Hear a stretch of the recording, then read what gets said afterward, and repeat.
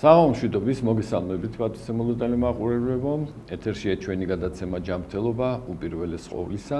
ჩვენ რასაკვირველია ისევ ჯანმრთელობაზე ვილაპარაკებთ, როგორ და რა უნდა გავაკეთოთ იმისათვის, რომ მაქსიმალურად შევინარჩუნოთ ჩვენი ჯანმრთელობა.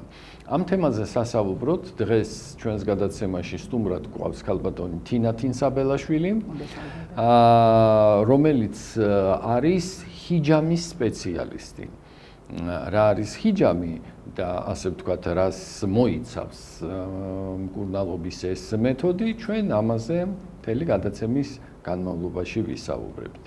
მაგრამ სანამ ქალბატონ თინას მივცემდე მე სიტყვას და სანამ ქალბატონი თინა თავის მეთოდიკაზე დაიწყებს ლაპარაკს, მე მინდა ორიოდე სიტყვით კიდევ ერთხელ შეგახსენოთ საერთოდ რა არის დაავადება. ის რომ ჩვენ ორი ნაწილისგან შევდგებით მატერიალურ პლანზე, ეს არის ფიზიკური სხეული და არაფიზიკური სხეული, ჩვენ ამაზე არაერთხელ გვისაუბრია და კიდევ ერთხელ მინდა შეგახსენოთ, რომ ყველაზე მთავარი და ყველაზე მნიშვნელოვანი ჩვენს ასე ვთქვათ, ყოფაში აი აქ მატერიალურ პლანზე ეს არის არამატერიალური სხეული, არამატერიალური სხეულების ერთობლიობა. ჩვენს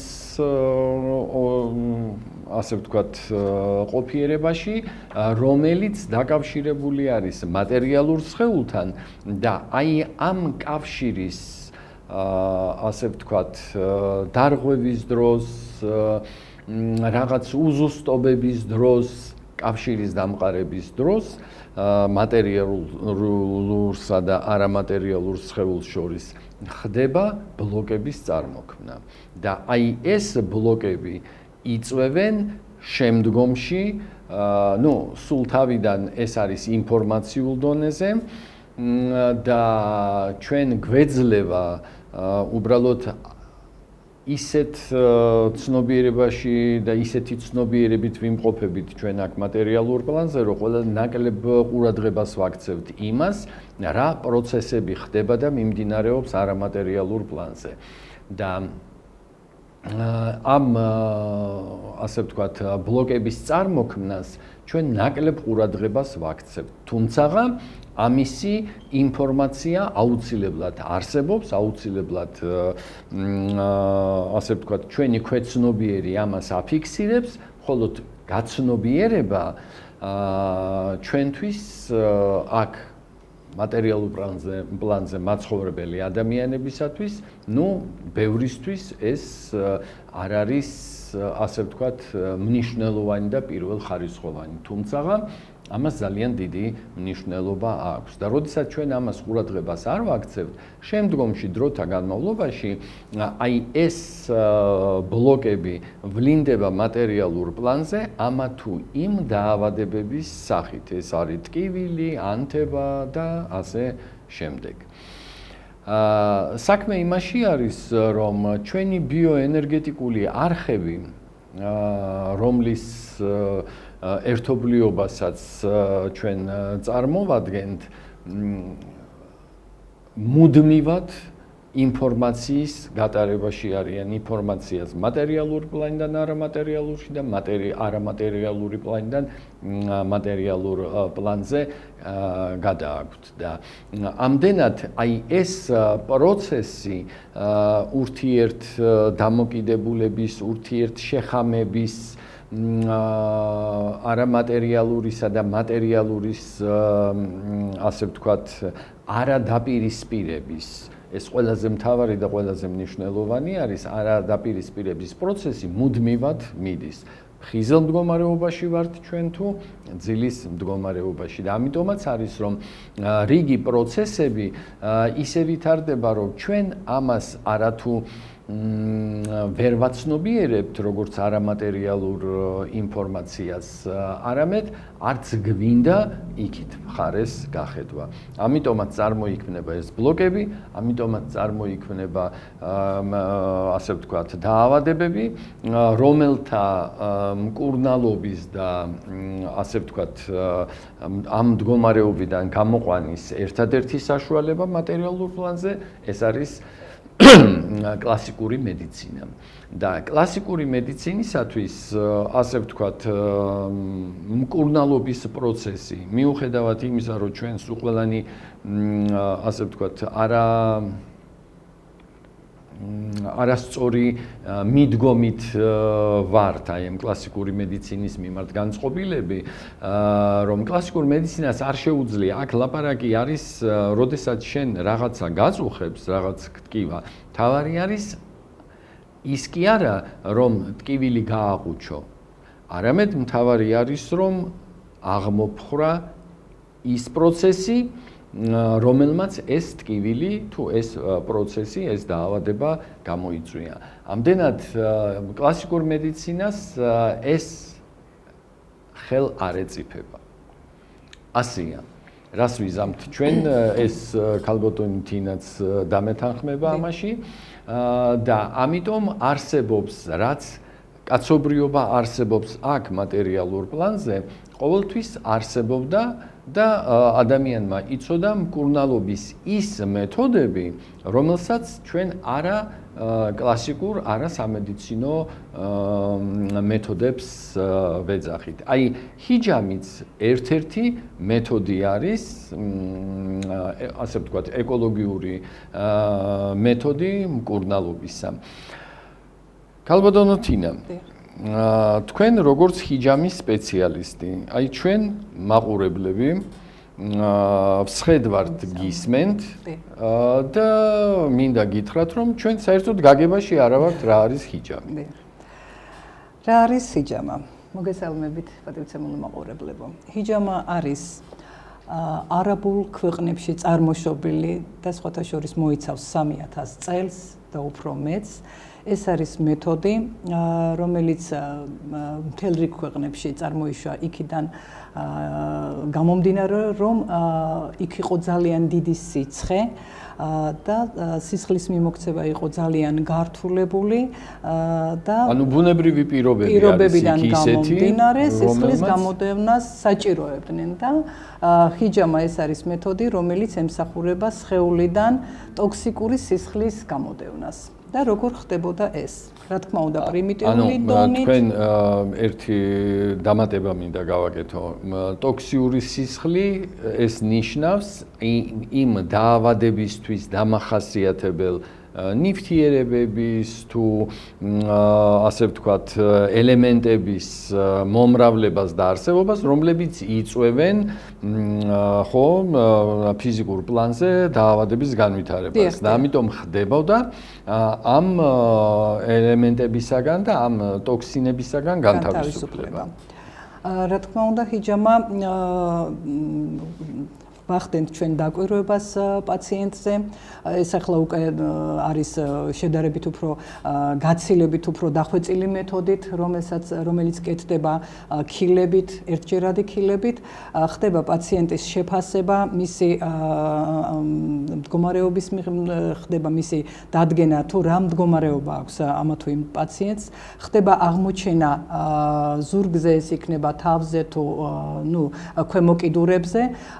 დაავადებული კერების აღმოჩენა და იქ გაკეთება ქილების დაყენება და ხდება იქიდან სისხლის გამოდევნა ჰიგიენიური წესების დაცვით. ანუ ქილები ახსენეთ და მაყურებლისათვის რომ ასე ვთქვათ გასაგები იყოს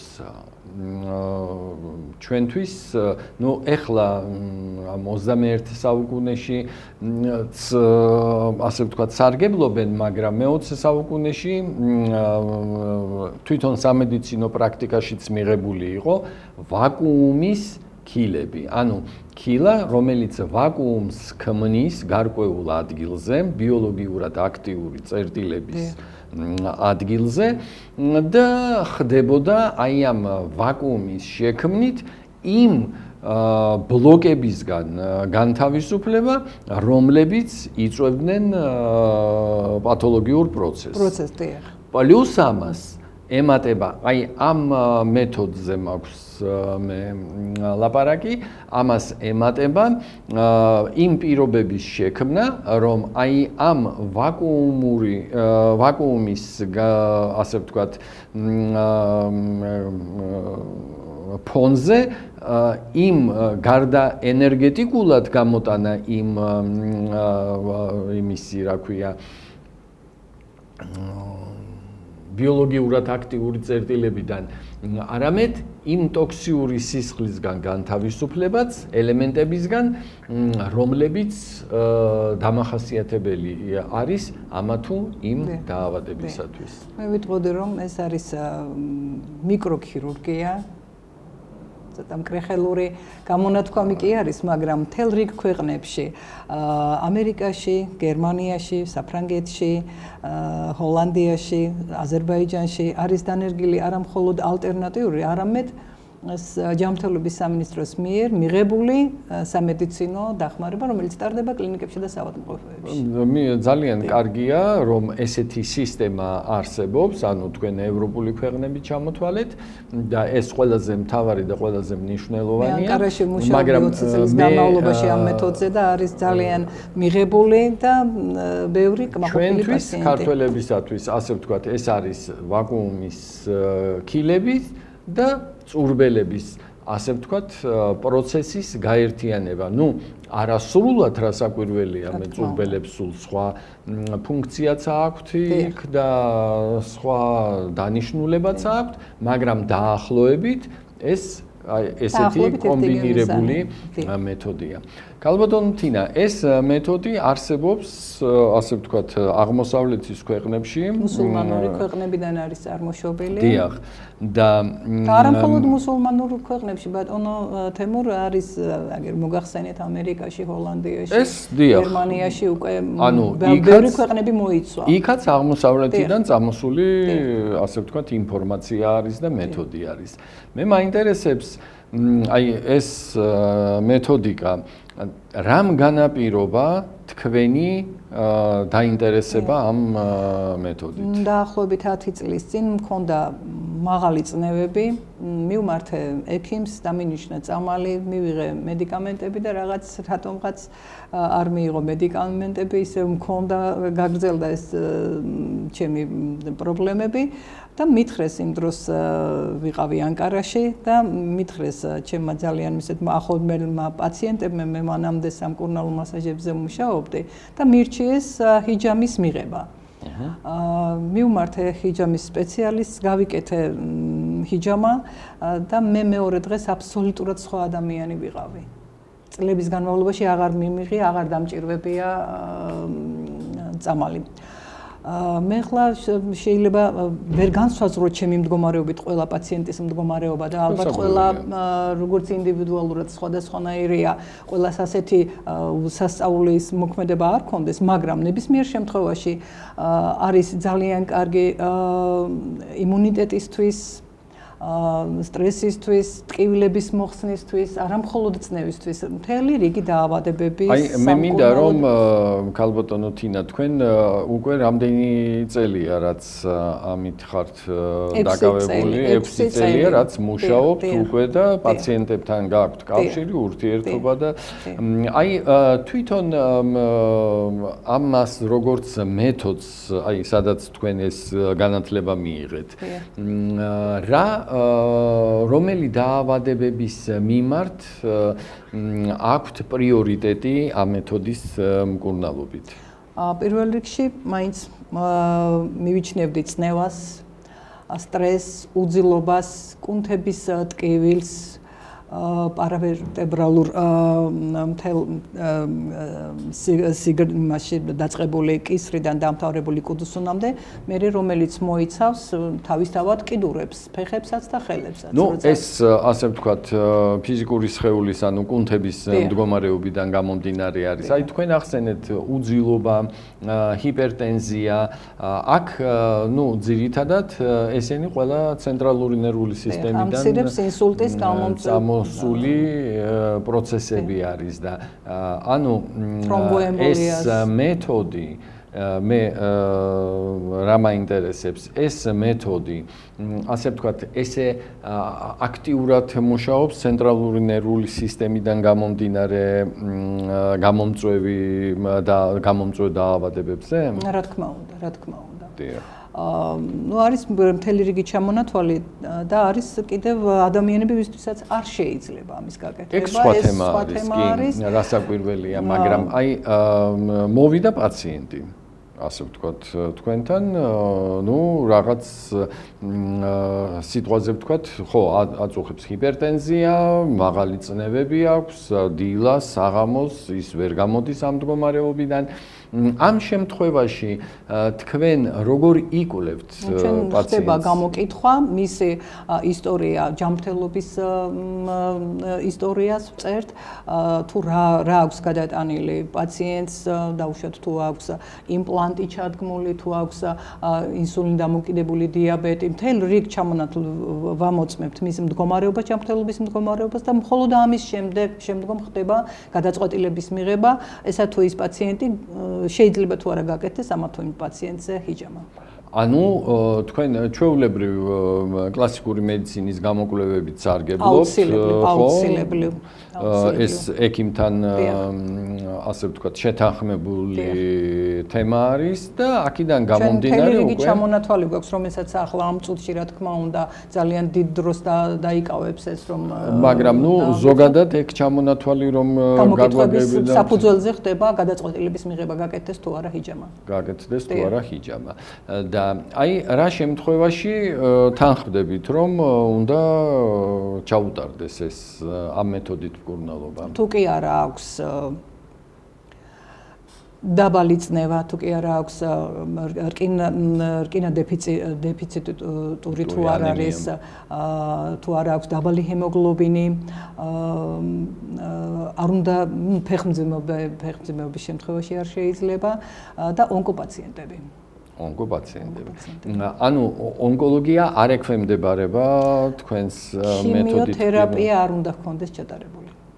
და ვერ შეძლებთ რომ აგვიხსნათ რატო რა განაპირობებს ამას? აი ქიმიოთერაპიის დროსაც ხო ტოქსიური სისხლია, ხო სისხლში გადადის ეს შხამქიმიკატები, რომლითაც მკურნავენ. ნუ ახლა ეს იმდენად რამდენადაც მთელი რიგი სამედიცინო კვლევებიდან გამომდინარე არის ეს წიგნი შექმნილი და ეს არ არის მხოლოდ ალტერნატიული მეთოდი და ეს არის უკვე დანერგილი მეთოდი. ნუ ეს მიიღო ჯანმრთელობის მთელი რიგი გამოკვლევების შედეგად მიიღეს გადაწყვეტილება რომ ალბათ იმიტომ რომ ორგანიზმი დასუსტებულია და კიდევ მეტად არ დავასუსტოთ. ნუ ზოგადი იმუნიტეტის გამო. რა თქმა უნდა. ხო? გასაგებია. და აი თუმცა პატარ-პატარა კერებზე ესეთი პატარა ჩართულობით დაშვებულია. არა დიდი რაოდენობით სისხლის გამოდევნის. პატარ-პატარა კერებზე დაშვებულია. პატარ-პატარა კერები რა გაქვთ ხედველობაში? მაგალითად, თუნდაც თავის არეში. სახის არეში. შუბლზე. სინუზიტის არეში. ნუ პატარ-პატარა კერები გულისხმობს სადღაც 2-3 გრამის ამოღებას მეც არა. გასაგებია. და სისხლის რაოდენობას რომელსაც იღებთ თქვენ განსაზღვრავთ თუ ეს უკვე დამოკიდებული არის პროცესზე? რა თქმა უნდა ეს კარგი შეკითხვა იყო. ეს დამოკიდებული არის ადამიანის წონაზე. რა წონა აქვს, ახლა შეიძლება დიდი წონიანსაც ჰქონდეს დაბალი ჰემოგლობინი, რა თქმა უნდა, თუ კი ყველა პარამეტრი ნორმაში აქვს და მაღალი წნევაც აქვს და ჭარბწონიანიც არის, 100 კილოზე ზემოთ ადამიანს 300 გრამის ამოღება პარავერტებრალური კუნთებიდან სავსებით მისაღებია. განსაზღვრავს წონა, განსაზღვრავს მისი მდგომარეობა და კიდევ რა და რა კერები სად აქვს მას ასე ვთქვათ გასაკეთებელი არის 100 გრამიდან არის 300 გრამამდე. მისი წონისა და დაავადების მიხედვით. სხვადასხვა ინდივიდუალურია ეს და განისაზღვრება მაშინ, როცა ჩვენ უკვე ვსინჯავთ პაციენტს. ანუ ანემიის შემთხვევაში 100 კილოგრამი არის თუ 60 კილო არის, ნებისმიერ შემთხვევაში არ აკეთებთ, იმიტომ რომ სისხლის ნაკლებობამ კიდევ შეიძლება გაამძაფროს. თუმცა ანემიის გამომწვევი მიზეზზე მკურნალობისთვის ეს მეთოდი არ გამოიყენება. არ არის მიღებული. არ არის მიღებული, გასაგებია. აი, თქვენი პრაქტიკიდან გამომდინარე მე მაინტერესებს, რა ტიპის დაავადებებზე უფრო აქტიურად მუშაობს თქვენი მეთოდი და ასე ვთქვათ, პაციენტების დამოკიდებულება ამ მეთოდთან. კუნთებში ტკივილი, არა მხოლოდ რა თქმა უნდა წნევიანებისთვის, კუნთებში ტკივილი ძალიან კუნთებში ტკივილი რას ნიშნავს ეს? ზოგადი ოსტეოქონდროზი სიტყვაზე ვთქვათ, ძვალსახსროვანი სისტემის. როცა კუნთებში სპაზმები წარმოიშობა. აი ზოგადი კუნთებზე მაქვს ლაპარაკი, ძალიან კარგი არის სისხლის გამოშვება. იქ აქტიურდება სისხლის მიმოქცევა და სპაზმი განიდევნება. მაგალითად, აქვს პაციენტს ხერხემლის თიაქარი, რომელიც იწვევს კუნთების სპაზმსაც და ასე ვთქვათ, ტკივილს კუნთებისას უჭირს სიარული, უჭირს დგომა, წელის ტკივილები აქვს და ასე შემდეგ. ზუსტად თიაქარზე არ კეთდება, ვახდენთ მის გარშემო კუნთების გააქტიურებას და იქიდან გამოღებას, რომელიც იწვევს იქიდან გამონთავისუფლებას მალთა შორის. ანუ ეს მეთოდი მიღებული არის და მიღებული არის როგორც სამკურნალო მეთოდი ამ შემთხვევაში. ხო, ასე ვთქვათ, წურბელებით მკურნალობაც მიღებული არის. ვარიკოზული გაგანიერებისთვის ფეხებზე ძალიან ნებისმიერ, ეხლა ვარიკოზული გაგანიერება, მარტო ფეხებზე ჩანს და ასე ვთქვათ, ღრმა ვენებისა არ ჩანს. რა თქმა უნდა. და ეს მეთოდიც მიღებული და გამოყენებადია. დიახ. მე მაინტერესებს, აი თქვენ ბრძანეთ, რომ თურქეთში იყავით, იქ ცხოვრობდით რაღაც პერიოდი და ასე ვთქვათ, იქ იმკურნალეთ და მე გადაწყვიტეთ, ასე ვთქვათ, ამ მეთოდს დაუფლებოდით. ეს სისტემა თურქეთში გაიარეთ? მე 20 წლის წინ მივიღე განათლება სამკურნალო მასაჟებზე ბატონ ნიკოლო ზავალიანთან და მუშაობდი 20 წლის განმავლობაში წამყვან კლინიკაში. აი ამის მერე იყო რომ ცუდად რომ ვიყავი, დამჭირდა ეს მეთოდი და მერე ეს დამატებითი პროფესია შევიძინე და მე ძალიან მიხარია რომ მაქვს ეს პროფესია.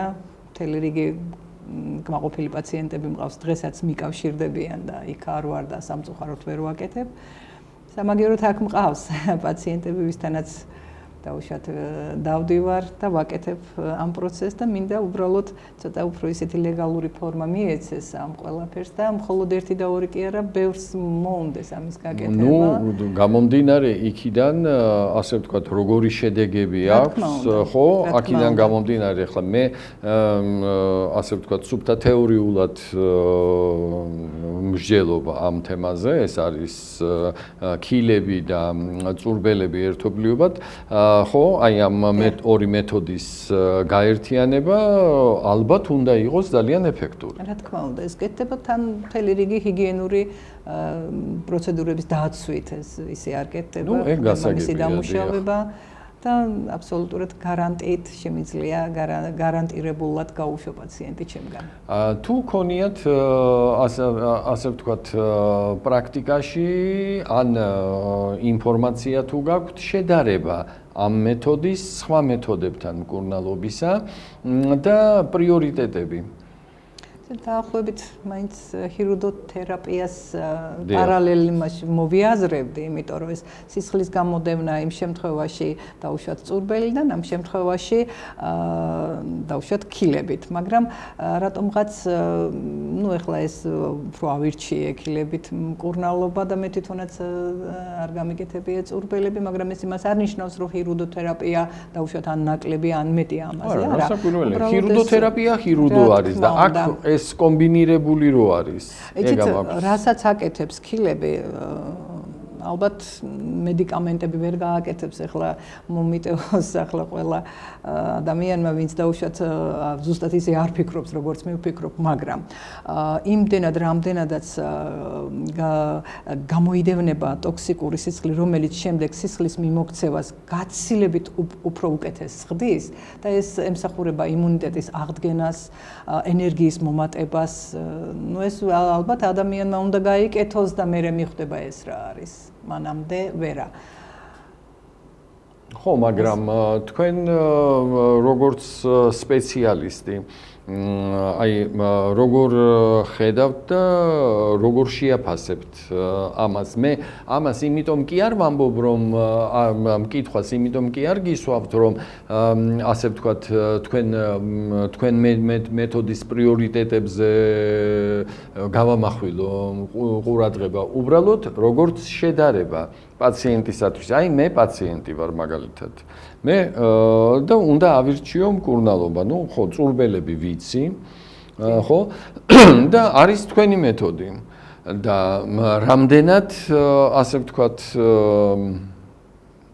უფრო ეფექტური არის, ხო? მე იმას კი არ ვამბობ, რომ აი წურბელები უკეთესია წურბელებზე თუ არა. არა, წურბელებს თავისი ასე ვთქვათ, ფორმა დანიშნულება აქვს და მკურნალობის მეთოდი ბევრად უფრო ასე ვთქვათ, ცნობილი არის და ხარისხიანიც არის, მაგრამ აი მე მარტო წურბელების გაკეთება უფრო ეფექტურია ჩემთვის თუ ამ შემთხვევაში ეს ვარჩიო? ამ შემთხვევაში ეს, იმიტომ რომ ახლა მე იმასა ვერ ვიტყვი, რომ ყველა მედიკამენტს შესცვლის დაუშვათ, ან თუნდაც იგივე სხვაობა მაინტერესებს მე, ხო? უბრალოდ დააჩქარებს გამოჯამრთელებას, როცა კეთდება ჰიჯამა, დააჩქარებს. აი, მოვიდა თქვენთან პაციენტი და თანახმა არის მკურნალობის. სიტყვაზე ვთქვათ, აქვს ჰიპერტონია. ხო? ჰიპერტონია. და როგორ ასე ვთქვათ, მე მაგალითად არ შემიძლია კატეგორიულად აუკრძალო მას ჰიპერტონიის წამლის მიღება, კატეგორიულად ვერ აუკრძალო, რა თქმა უნდა. უბრალოდ თვითონ უნდა შეადაროს პაციენტმა, აი თუნდაც იმ მედიკამენტის მიღების დროს როგორ იყო და ახლა თუნდაც იმ მედიკამენტთან ერთად აი ეს როგორ არის. აი გაცილებით უფრო უკეთესი მდგომარეობა ექნება და მე როგორც წეღან ვთქვი, ვერ აუკრძალავ რა თქმა უნდა წამალს, იმიტომ რომ მე თვითონ არ ვარ იმ ახლა ექიმი და ვერ აუკრძალავ, მაგრამ თუ კი პაციენტი თვითონ მანამდე როცა იღებდა და თუნდაც ახლა გააგრძელოს მიღება და ამასთან ერთად როგორ გაცილებით უფრო სხვანაირი მდგომარეობა იქმნება შემდეგში. მე ეგ თუმცა მე წლების განმავლობაში მე უბრალოდ აღარ დამჭირვებია ეს მე ვარ კონკრეტულად, მაგრამ არიან ეგეთი პაციენტებიც, რომლებმაც გაიკეთეს იმ მკურნალობას და აღარ დაჭირდა. აღარ დაჭირდა წლების განმავლობაში. შემდეგ რაღაც გავიდა რამდენიმე წელი და კიდევ ერთხელ გავიკეთე. და ნუ ახლა მიდის ისე რომ ჯერჯერობით ანუ გამოდის რომ ერთი პროცედურა სავსებით საკმარისი არის ხოლმე იმისათვის რომ ადამიანი გამოვიდეს ამ პათოლოგიური მდგომარეობიდან. რა თქმა უნდა. და ხშირად ინსულტის და თრომბოემბოლიის შეჩერების და ასე ვთქვათ პაციენტის გადარჩენის ძალიან დიდი შანსი არის, როცა არის ინსულტის ნიშნები და თრომბის ნიშნები. როცა ხდება გამოდენა. აი ინსულტის ნიშნები რა გაქვთ ხედველობაში პაციენტს? გულსისხლთა დაავადებები. ვისაც აქვს, ეს არის პირველი წამალი ვიტყოდი. ანუ გულსიზრახთა დაავადების მქონე პაციენტებისათვის ეს მეთოდი ხოლესტერინი ვისაც მაღალი აქვს ძალიან კარგია სისხლის გამოდევნა და ხშირ შემთხვევაში მაღალი წნევის მიზეზი ხოლესტერინია. ხშირ შემთხვევაში, რა თქმა უნდა, ახლა არ გამოურიცხავ იგივე ნერვულ სტრესს, არ გამოურიცხავ ბევრ სხვა რიგ დაავადებებს, მაგრამ აი პირველი მაინც ხოლესტერინი ძალიან დიდი მტერი არის წნევისთვის. და ხდება ამ ხოლესტერინის დაწევა და აქედან გამომდინარე გათანაბრება. თორე სანერვიულო ახლა ყველას აქვს ბატონო. არა, ეგ გასაგებია. და აი მე მაინტერესებს ძვალსახსროვანი სისტემა ახლა დაუშვათ ხო აი ამ მეთოდის გამოყენების დროს თქვენი გამოცდილება ძვალსახსროვანი სისტემის მკურნალობის დროს და შედეგები. იმდენად რამდენადაც ძვლის ტვინში იქმნება სისხლის ასე ვთქვათ, წარმოქმნა სისხლის მიმოქცევის გაუმჯობესება პირდაპირ კავშირში არის ძვალსახსროვან სისტემასთან ბატონო. პირდაპირ კავშირში, კი. რამდენადაც გასაოცარი არ უნდა იყოს. ანუ თუ ძვალსახსროვანი სისტემის სისხლის მიმოქცევა უმჯობესდება და უმჯობესდება მთელი ორგანიზმი სხვანაირ ასე ვთქვათ ამპულაში ექცევა. სხვანაირ იმაში. და რამდენად ეფექტური არის, სიტყვაზე ვთქვათ, მკურნალობის კურსი მაინტერესებს ამ შემთხვევაში როგორ არის და მკურნალობის კურსი თავიდან თვეში ერთჯერ ტარდება 3 თვის განმავლობაში 3ჯერ ერთი თვის გამოტოვებით ინტერვალით, შემდეგ 6 თვეში ერთხელ და შემდეგ მიღებული არის წელიწადში 2ჯერ გაზაფხულს და შემოდგომით, როცა გარდამავალი პერიოდია ამინდების, აი მაშინ არის მიღებული და ძალიან კარგი. ანუ მკურნალობა მოიცავს ერთჯერად პროცედურას. კი, ერთჯერად პროცედურას მოიცავს. ერთჯერად პროცედურას, ნებისმიერი პათოლოგიის დროს. მაგრამ თუ პაციენტს აქვს დაუშვათ თავზეც და კეთდება თავზეც, კეთდება ფეხებზეც, მაშინ ერთჯერადად მთლიან სხეულზე არ კეთდება, უბრალოდ ერთ დღეს კეთდება ზურგი, მეორე დღეს კეთდება თავი და მესამე დღეს კეთდება ფეხებზე, მაგრამ ერთჯერადად კეთდება. ერთხელ უნდა გაკეთდეს. გასაგებია, მაგრამ ცალ-ცალკე თავი, ცალკე და უკვე აი სამივე ამოღებული, ახლა 300 გრამს არ უნდა აღემატებოდეს, რომ თუნდაც ჭარბწონიანობის შემთხვევაში იმაზე მეტი სისხლი არ გამოიდევნოს, ეს უკვე განისაზღვრება გრამობით და ჩვენ ამას ვარეგულირებთ. ანუ ყოფილა შემთხვევები მაგალითად რომ სისხლის რაოდენობა იმ 300 გრამს გადაცილებოდა ეს? ძალიან იშვიათად, თუ მაგალითად 120 კილოს აღემატება და აქვს ძალიან მაღალი წნევა, ისევე როგორც აი სისხლს იღებენ და ეს დაშვებული არის და დადგენილია მისი წონის მიხედვით, ჩვენც ასე ვიქცევით. დაახლოებით პარალელური პროცედურა არის. აი დაუშვათ წონა აქვს პაციენტს 70-80 კილო. აი მას უკვე 200 გრამიდან 300 გრამა. ანუ ეს სისხლის რაოდენობა არის წონაზე დამოკიდებული. კი. იმიტომ რომ შესაბამისად ადამიანს რაც პატარა აქვს სხეული, მით უფრო ნაკლები აქვს სისხლი. ხო, ეხლა ჩემი გადმოსახედიდან, როდესაც შენ რაღაცა გაწუხებს, სიტყვაზე ვთქვა, თვეში ერთი პროცედურის ჩატარება თუ გარანტია გაქვს იმისი, რომ ასე ვთქვათ, ეს გიშველის მოგიხდება და ბევრად უფრო უკეთეს მდგომარეობაში იქნები, ამის გაკეთება ჯობია, ვიდრე სიტყვაზე ვთქვათ, აფთიაქის ის იყო, რა ქვია, დამფინანსებელი. ბატონო თემურაი, კიდევ ვიტყვი იმას, რომ ახლა შეიძლება ყველა წამალი ვერ მოხსნას. მაგრამ იმდენად გაუმჯობესდება, ახლა ჩემ შემთხვევაში როგორც ვთქვი, აღარ დამჭირვებია წამალი. შეიძლება პაციენტმა თავისი სურვილის სამებრ ოღონდ მე არა უგრძალავ, სულ სხვანაირად იგრძნოს თავი და თანდათანობით, თუნდაც თავის ექიმთან მისვლით ის, რომ დაუშვათ შეუმციროს დოზა და შემდეგ მოუხსნას მისი მდგომარეობის მიხედვით, ძალიან ხშირი ყოფილა ეს. რომ მე საერთოდ წამალდამოკიდებულები აღარ ყოფილან ადამიანები. ეს იმდენად განსხვავებული პროცესია. აი სიტყვაზე ვთქვათ, ფარისებრი ჯირკვლის პრობლემები ვისაც აქვს? ენდოკრინოლოგიური პათოლოგიები, დიახ. იცით, იმდენად ერთმანეთთან კავშირში არის ეს ყველაფერი, რომ თქვენ წარმოიდგინეთ, ყველაფერზე ოღონდ ეტაპობრივად მოქმედებს, არა უცბად მოქმედებს, აი როგორც ვთქვი, წნევაზე, მოქმედებს შიშები, ვისაც აქვს ეს შიშზე, სტრესზე, იგივე холესტერინის დაწევაზე და მე იცით რა არის, აი როგორც თავის დროზე, როცა ადამიანს არაფერი ჭირდა და აი ჯაჭვური იმითი ხდება პრობლემები და იწყება და მე დაუშვათ ორი პრობლემას მესამე მოსდევს, თქვენ წარმოიდგინეთ ეს რომელი რიგიდანაც დაიწყო, იმ რიგიდან უკვე იწყება უკვე მისი ასე ვთქვათ განკურნება.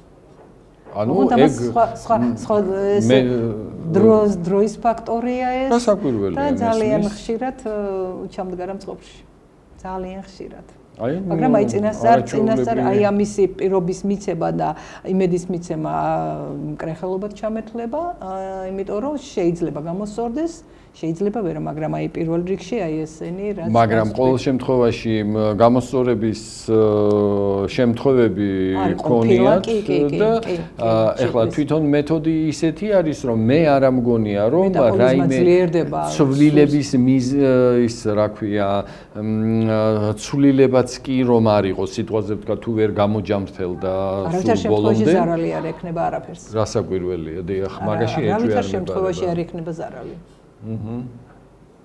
ხო, ენდოკრინული პათოლოგიები ძალიან ეხლა მომრავლებული არის ჩვენთან აი შაქრიანი დიაბეტი სიტყვაზე ვთქვათ ხო და თუ ინსულინ დამოკიდებული არ არის შეიძლება თუ კი ინსულინ დამოკიდებულია ზარალი ნუ ეხლა ცუდი არ იქნება მაგრამ აი რომ მივცეთ პაციენტს იმედი არ შეიძლება არა, არ შეიძლება გასაგებია. ზარალი არ ექნება, მაგრამ გამოჯამრთელების შემთხვევები ქონიათ? იშვიათად. აი უთქვია პაციენტს რომ ვიცი რომ არ იძლევით იმედს, მაგრამ ძალიან გთხოვთ გამიკეთეთ. გამიკეთებია და აი 10 პაციენტიდან 3-ს და 4-ს ქონია გადასარევი შედეგი. და იცით რა არის ბატონო თემური პლაცებოს იმას ვადარებ ხოლმე, იცით აი იყო 2 პაციენტი, ერთს მისცეს ჩვეულებრივი ტაბლეტი და მეორეს აი ნამდვილი წამალი და აი სხვა იმაზეც იმოქმედა ზუსტად ისე, იმიტომ რომ ეს პლაცებოს აი ფსიქოლოგიური ის იყო რომ და ჯეროდა იმას რომ განიკურნებოდა და განკურნებულა. მე არც ამას არ გამოვრიცხავ, რომ უბრალოდ ასე იმოქმედა და მესმის ძალიან კარგი მაგას რა ჯობია მე ასე ვთქვათ ყველანაირად მხარს უჭერ ესეთ მეთოდებს მკურნალობისას და რადგანაც ეგეთი სისტემა არსებობს კომბინირებული ნუ ამ შემთხვევაში მე ესე დავარქმევდი ხო ამას ეფექტურობა უფრო სწრაფი უნდა კონდეს კი სწრაფი მომენტალურად იწყება ამას აქვს ძალიან დიდი აბსოლუტურად სხვანაირი დგება პაციენტი აი ამ პროცედურის შემდეგ. ძალიან დიდი მადლობა ქალბატონო თინა, მე მართალი გითხრათ, არ ვიცოდი ასეთი მეთოდის არსებობის შესახებ და ძალიან მიხარია და ძალიან მსიამოვნებს, რომ აი იმ არსებული ინფორმაციებიდან, რომელიც ჩვენ გვაქვს, არაკლასიკური მედიცინის მკურნალობის თვალსაზრისით, აი ესეთი მეთოდიც რომ არსებობს. ყველაზე მთავარი და ყველაზე მნიშვნელოვანი ის არის, რომ აქ ხდება აი ბიოლოგიურად აქტიური წერტილებიდან იმ პათოლოგიური პროცესების, პათოლოგიური ინფორმაციის გამოტანა და განთავისუფლება, რაც იწვევს დაავადებას. მე ამას კიდევ ერთხელ ვიმეორებ, იმიტომ რომ ჩვენს გადაცემაში ნემსებით მკურნალობის მეთოდზე გვისაუბრია, მანანა ოქრომჭედლიშვილი მყავდა ჰირუდოთერაპევტი, ჩვენ გვისაუბრია ამ თემაზე და არაერთხელ გვისაუბრია. და მოგეხსენებათ, რამდენად ეფექტური და რამდენად მნიშვნელოვანი არის და აი ეს კომბინაცია მართალი რო გითხრათ, ჩემთვის ახალია და მე ძალიან მიხარია, რომ არსებობს ესეთი მეთოდი და აუცილებლად უნდა იყოს გამოყენებული პაციენტების მიერ. რამდენადაც მთელი ჩვენი სხეული ხერხემალზეა აგებული. ნებისმიერი მალთა შორის გამავალი განგლიები სისხლძარღვების სახით ამარგებს ჩვენ შინაგან ორგანოებს და აქედან გამომდინარე ზუსტად იმ წერტილებზე ის მოისმება, რომელი ორგანოც არის დაზიანებული და ხდება იმ ორგანოს გამოჯამრთელება იწყება იმ წუთიდან, როგორც კი კეთდება ჰიჯამა. ძალიან კარგი. ძალიან ცოტა ისეთი გამონათქვამია, მაგრამ ეს ფაქტია და მთელ რიგ მილიონობით ადამიანზე არის ეს გამოცდილი. ხო, ასე ვთქვათ, თუ გავითვალისწინებთ, რომ პროტოქართული ცივილიზაციის შექმნილი არის ყველა ეს ასე ვთქვათ მეთოდი მკურნალობის, ხო? და სახელწოდება ახლა ამას არაბული სახელწოდება აქვს, ანუ არაბებმა ეს გამოიყენეს და ქართველებმა სამწუხაროდ გამოიგონეს თავი და არა, გამოიგონეს, რასაკვირველია, ჩვენ გამოდის. კი, ნამდვილად. გვინდა ჩვენ თუ არ გვინდა, მე ამას ასე ვთქვათ, იმ წყაროებიდან ვამბობ და ზოგადადაც მედიცინა მედიადან მოდის. ხო? გეთანხმებით. ასე რომ ჩვენთან შეიქმნა დაიწყო უბრალოდ შექმნა. და აღმოსავლეთის ხალხებმა ეს დააკავშირეს ერთმანეთს და იმიტომ რომ იქ წურბელების რაოდენობა არ იყო. და არც საშუალება ჰქონდათ, ახლა აბა იმაში ქვიშაში და იმაში მაცხოვრებლები ისეთ პრიმიტიულ დონეზე იყო, მაშინ თურმე ხარის რქებს იყინებდნენ ამისთვის. რაოდენ გასაკვირიც არ უნდა იყოს და ის ხდებოდა იმ წუთში იმ ადამიანის გადარჩენა, რომელსაც წნევა ჰქონდა საშინლად მაღალი იმ ტემპერატურიდან გამომდინარე და ხდებოდა მისი გადარჩენა იმ წუთში. ეჭვი არ მეპარება და სწორედაც მე მაყურებელს მინდა მიმართო, რომ ეს არ იფიქროთ, რომ არის უცხო ქვეყნის, ეს ისევ ჩვენი ქართული, პროტოქართული ცივილიზაციის მეთოდი არის, რომელიც ასე ვთქვათ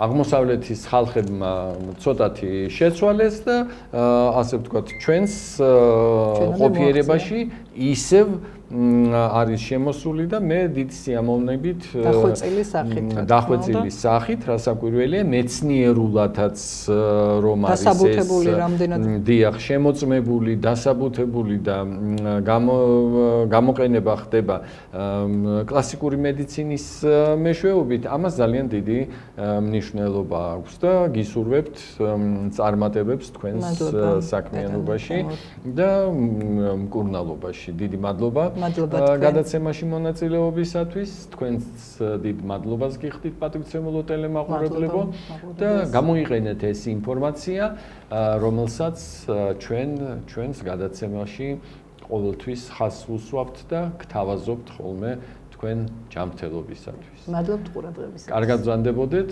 შემდეგ გადაცემამდე გემშვიდობებით.